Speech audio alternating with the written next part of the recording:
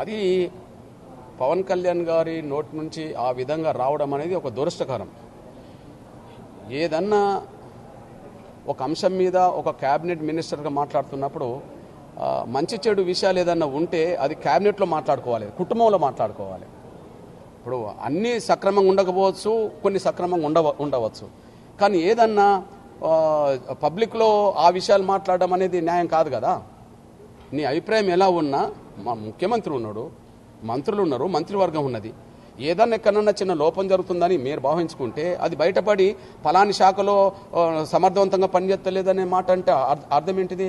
ఆ శాఖకు నాయకత్వం ఇచ్చిన మంత్రి ఒక దళిత మాదిగ సామాజిక వర్గం సంబంధించిన మంత్రిని అవమానించినట్టే కదా. అది దీన్ని మేము మనసులో పెట్టుకుంటాం. ఆ విషయంలో మీరు కుటుంబంలో మాట్లాడినట్టుగా మాట్లాడుకోవాలా. క్యాబినెట్ ఉన్నది, క్యాబినెట్ ఒక కుటుంబం కదా. ఏదైనా సమస్యలు ఉంటే, ఏదైనా భిన్నాభిప్రాయాలు ఉంటే, ఏదైనా విషయాలు ఉంటే ఖచ్చితంగా అక్కడ మాట్లాడుకోవాలి. కానీ ఏదో చిన్న పిల్లలుగా మాట్లాడినట్టుగా అది మాట్లాడితే ఆ లెక్కల్లో ఇప్పుడు శాంతి భద్రత సమస్య లేదా జరుగుతున్న పరిణామాలను అరికట్టలేని విషయం హోంమంత్రికి వస్తుందా, ప్రభుత్వానికి వస్తుందా? ఆ మాట ఒక హోంమంత్రికి వస్తుందా, మొత్తం ప్రభుత్వానికి వస్తుందా? అంటే ప్రభుత్వానికి వస్తుందంటే బాబు గారికి వచ్చినట్టే కదా, అదే ముఖ్యమంత్రికి వచ్చినట్టే కదా. అది పవన్ కళ్యాణ్ గారు అక్కడ ఎట్లా మాట్లాడతాడు? అది కరెక్ట్ కాదు. అంతే. మేము ఆ విషయంలో ఒక మమ్మల్ని అవమానించినట్టుగానే కాదు, మా హోంమంత్రిని అవమానించినట్టుగానే కాదు. అది అసలు ముఖ్యమంత్రి పరిపాలన మీదనే అది ఇంకో అభిప్రాయాన్ని దారితీసే విధంగా ఆయన కామెంట్ చేశాడు. అట్లాంటి కామెంట్ మేము అంగీకరించాం. రెండో విషయం, ఇప్పుడు చెప్పదు కాబట్టి చెప్తున్నాం.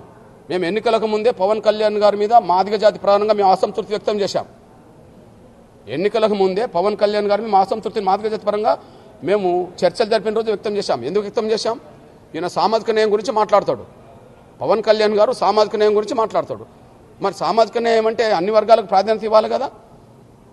నువ్వు ఎన్నికల పొత్తులో టీడీపీ తోటి మొత్తం సీట్లు తీసుకున్న కాడ 3 సీట్లు ఎస్సీలు రిజర్వేషన్ తీసుకున్నాడు. 3 సీట్లలో కనీసం ఒకటన్నా మాదిగలకి ఇవ్వమని మేము కోరాం. తూర్పుగోదావరిలో 2 నియోజకవర్గాలు మా సోదర వర్గానికి ఇచ్చాడు. కనీసం కడపలో మేము మెజారిటీ ఉన్నాం, రైల్వే కోడూరు కడపలో ఉన్నాం. ఆ 2 చోట్ల ఒకటన్నా మేమన్నాం. తూర్పుగోదావరిలో 2 అడిగితే, ఉమ్మడి తూర్పుగోదావరిలో 2 అడిగితే, రెండిట్లో ఒకటన్నా మాకు ఇవ్వమన్నాం. ఒకవేళ ఇక్కడ ఇయ్యలేని పరిస్థితుల్లో మీకు ఏదైనా అనుకుంటే రైల్వే కోడూరు మాదిగల జనాభా ఉన్నది. అంతకుముందు మాదిగల ఎమ్మెల్యేలు గెలిచిండ్రు, మంత్రులు కూడా అయినరు, అక్కడ అవకాశం ఇవ్వన్నాం. మరి ఈయన సామాజిక న్యాయం గురించి మాట్లాడతారు. ఎవరికి పెద్ద పెట్టేసినట్టు? 3 స్థానాలు ఎస్సీలే కొడితే 3లో మాలలకు ఇచ్చిండు. అప్పుడే మా అసంతృప్తిని వ్యక్తం చేశాం. కనీసం కలుద్దామంటే అపాయింట్మెంట్ ఇవ్వలే. ఆ రోజుల్లో కలుద్దామంటే మా ఆవేదన చెప్పుకుందామని కూడా మాకు అపాయింట్మెంట్కి ఇవ్వలే. అదే సమయంలో మంత్రివర్గం ఉన్నది.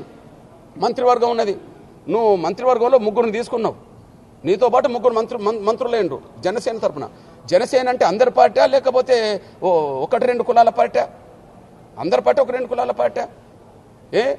సరే, సోదరులు తెనాల నుంచి గెలిచిన మనోహర్ గారు నిన్ను నమ్ముకున్నాడు, నేను దాన్ని వ్యక్తం చేయాలి. సరే, పార్టీ నడుపుతున్నావు కాబట్టి నువ్వు నడుపుతున్నావు, నువ్వు ఒక శాఖకు వచ్చేసావు. 3వ తీసుకున్నప్పుడు నువ్వు ఎవరికి ఇవ్వాలి? ఓ బీసీ కన్నా ఇవ్వాలి, ఒక ఎస్సీ కన్నా ఇవ్వాలి, ఒక ఎస్టీ కన్నా ఇవ్వాలా కదా. జనసేన అంటే కమ్మకాపలే ఒట్లేయలే, అందరూ ఓట్లేశారు. మనోహర్ గారికి నేను ఇవ్వద్దనా? ఎందుకంటే నీ ఎంబడి కష్టకాలంలో నష్టకాలంలో అన్ని కాలంలో ఆయన నీ ఎంబడి నిలబడ్డాడు. నేను దాన్ని తప్పు పట్టాను. సరే, నాయకుడిగా నువ్వు మీరున్నారు, మీరు తీసుకున్నారు, నేను తప్పు పట్టాను. 3వ తీసుకున్నప్పుడు ఎవరికి ఇవ్వాలా? 3వ తీసుకున్న ఎవరికి ఇవ్వాలా? ఒక బీసీకి ఇవ్వద్దా? బీసీలు మీకు ఓటేయలేదా జనసేనకు? ఒక ఎస్సీకి ఇవ్వద్దా? నీ దగ్గర 100% నువ్వు గెలిచావు కదా. 3 మాలలు ఎమ్మెల్యే వెళ్ళినారు కదా. 3 మాలల నుంచి ఒకరికి ఇవ్వచ్చు కదా, లేదా ఒక ఎస్టీకి ఇవ్వచ్చు కదా. ఏం సామాజిక న్యాయం ఇది? నువ్వు ఎస్సీ నియోజకవర్గం తీసుకుంటే మాదిగలకు ఒకటి ఇవ్వవు, మంత్రివర్గం తీసుకుంటే ఒక బీసీకి ఎస్సీకి ఎస్టీకి లేదు. మీ ఇద్దరు కాడ నేను తప్పు పట్టా. ఒక నాయకుడిగా మీరున్నారు, మీరు తీసుకున్నారు, తప్పు పట్టా. మీ వెనుక 10 ఏళ్ల పాటు కష్ట నష్టాల్లో మనోహర్ గారు ఉన్నారు, నేను దాన్ని తప్పు పట్టా.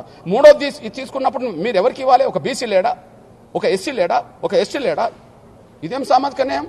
మాట్లాడే సమయం వచ్చినప్పుడు చాలా విషయాలు మాట్లాడతాం. కానీ మీరు అడిగారు కాబట్టి మొదటి విషయం చెప్తూ మా ఆవేదన మొదటి నుంచి ఉన్నదనే విషయం గుర్తు చేయడానికి ఇది చెప్పాగంతే. అంటే ఆయన ఇంకో విషయం ఎన్నికల ముందు ఒకటి స్పష్టం చేశాడు, కాపులు అన్ని కులాలకు పెద్దన్న పాత్ర వహించాలని పిలుపునిచ్చారు. మీరు దాన్ని ఎందుకు పరిగణలోకి తీసుకోండి? కాపులు పెద్దన్న పాత్ర పోషించాలనుకున్నప్పుడు పెద్ద అనేటోడు తన పిల్లలకే ఇచ్చుకోడు, తన కులానికే ఇచ్చుకోడు.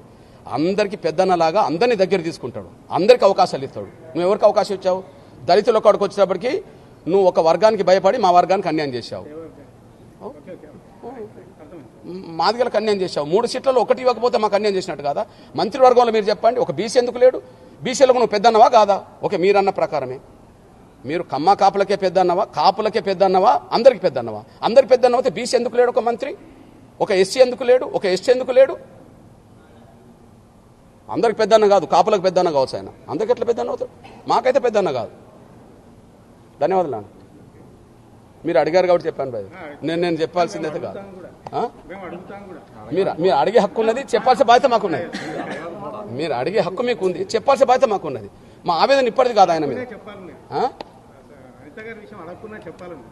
నేనేమంటానంటే అది నేను ఎందుకు చెప్పలేదంటే నేను మళ్ళీ ఈ అంశాన్ని మళ్ళీ వెలుగులోకి తీసుకొచ్చినట్టు బాగుండదని చెప్పి మా ఆవేదన మాకు ఉన్నది.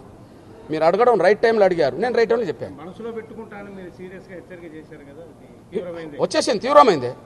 ఏమి ఆయన శాఖలో ఏదైనా లోపం జరుగుతుంది, ఇంకో మంత్రి మాట్లాడవచ్చునా? ఆయన శాఖలో ఏదన్నా అవకతవకలు జరుగుతాయి. పవన్ కళ్యాణ్ శాఖ నువ్వు సమర్థవంతంగా నడుపుతలేవు, అసలు నీ శాఖ నాకుంటే నేను చూపెట్టేవాడిని అంటే ఎట్లుంటది? తీసుకుంటా అంటే ఎట్లుంటది? అది పవన్ కళ్యాణ్ నోటి నుండి వచ్చిన మాట. పవన్ కళ్యాణ్ శాఖ కూడా భవిష్యత్తులో వర్తిస్తుంది ఇంకో మంత్రి అనడానికి. అసలు కుటుంబం అండి, క్యాబినెట్ అంటే కుటుంబంలో చర్చించుకోవచ్చు. కుటుంబానికి పెద్ద బాబు గారు, ముఖ్యమంత్రి గారు ఉన్నారు.